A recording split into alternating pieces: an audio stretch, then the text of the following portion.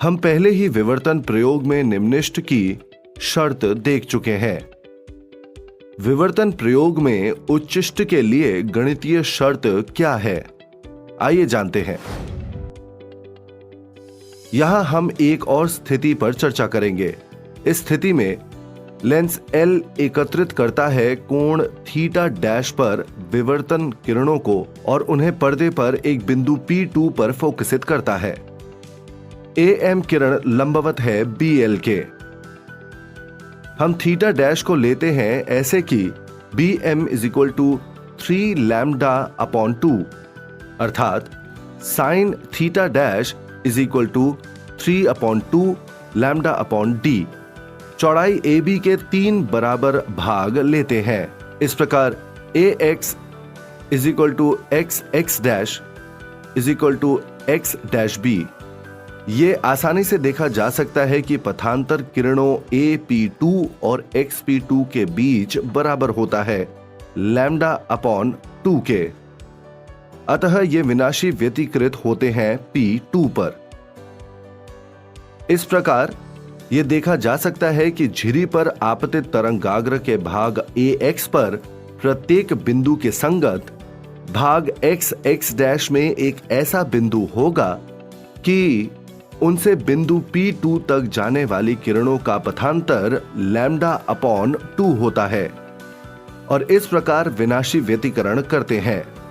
इसीलिए P2 पर आयाम में योगदान भाग AX के कारण पूरी तरह से निरस्त कर दिया जाएगा XX डैश के कारण योगदान द्वारा।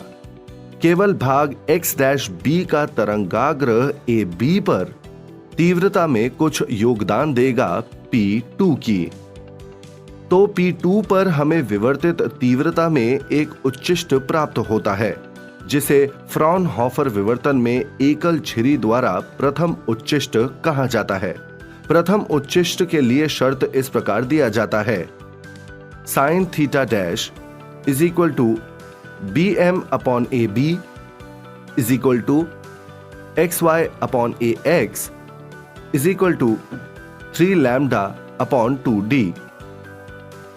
P2 पर तीव्रता निश्चित रूप से बहुत कम होती है केंद्रीय उच्चिष्ट P0 की तुलना में। हमारे पास उच्चिष्ट P-2 भी है जो दूसरी ओर होता है P0 के। इस तरह आगे बढ़ते हुए केंद्रीय उच्चिष्ट के दोनों ओर विभिन्न क्रम के उच्चिष्ट और निम्निष्ट प्राप्त होते हैं। सभी निम्निष्ट में शून्य तीव्रता होती है।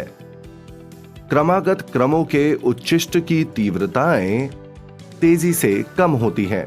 तीव्रताओं का एक ग्राफ केंद्रीय उच्चिष्ट के दोनों ओर विभिन्न कोणों पर है।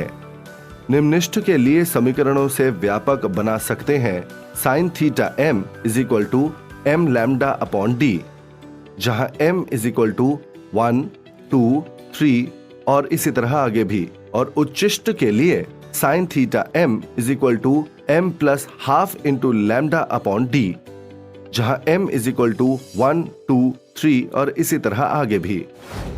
सारांश: हमारी चर्चा के अनुसार व्यतिकरण पैटर्न को देखने के लिए एक पर्दे पर लेंस का उपयोग करके एक विवर्तित पुंज को फोकसित किया जा सकता है। हमने ये भी सीखा कि उच्चिष्ट या निम्निष्ट का बिंदु व्यतिकृत प्रकाश के पथांतर पर निर्भर करता है।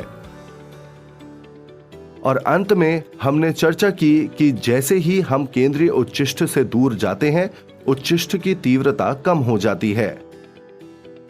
विवर्तन की घटना यह भी प्रभावित करती है कि हम चीजों को एक सूक्ष्मदर्शी के माध्यम से कैसे देखते हैं।